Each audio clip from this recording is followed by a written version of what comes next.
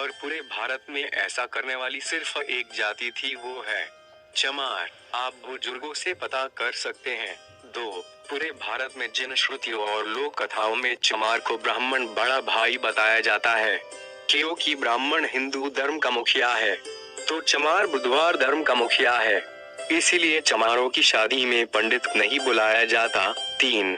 रामायण में और कुमारिल भट्ट की किताबों में बुधवार को शूद्र लिखा गया है, और रियल में भी चमार को ही मुख्य शूद्र माना गया है। अन्य जातियां कभी निशाने पर नहीं रही। 4. समस्त जातियों में सिर्फ चमार जाति ही ऐसी है जो गरीब होने के बावजूद अपनी आन शान पे मर मिटती है, और इस जाति में आज भी राजसी गुण झलकते हैं। 5. चमारों का घर गांव के बाहर अक्सर होता है, क्योंकि चमार गांव के राजा होते थे। इनको ही गांवों में डीह बाबा कहा जाता है। 6. चमार जाति से बौद्ध धर्म छीनने के बाद उसे धर्म विहीन कर दिया गया था, और अछूत इसलिए बना दिया गया कि यह जाति फिर कहीं से बौद्ध धर्म न खड़ा कर पाए। 7. चमार जाति की शिक्षा पर रोक इसीलिए लगाई गई थी कि वह अनपढ़ रहेगा तो खुद को चमार अछूत समझेगा, और कभी यह नहीं जान पाएगा कि वे चमार एक राजशाही खून है। इसलिए चमारों की शिक्षा पर रोक लगाई गई थी कि चमार शिक्षा पाएगा तो फिर से बुधवार धर्म खड़ा कर देगा। 8.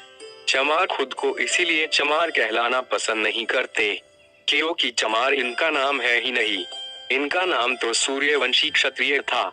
इसीलिए चमार आज भी खुद को चमार कहने पर भड़क जाते हैं और लड़ाइयाँ हो जाती है। 9. ब्राह्मणों में जिस तरह शुक्ल शर्मा आदि समर्थक जातियां हैं, उसी तरह चमारों की भी समर्थक जातियां थी, जैसे कि कोरी चमार, नोनिया चमार, तांती चमार, दुसाद चमार, पासी चमार आदि।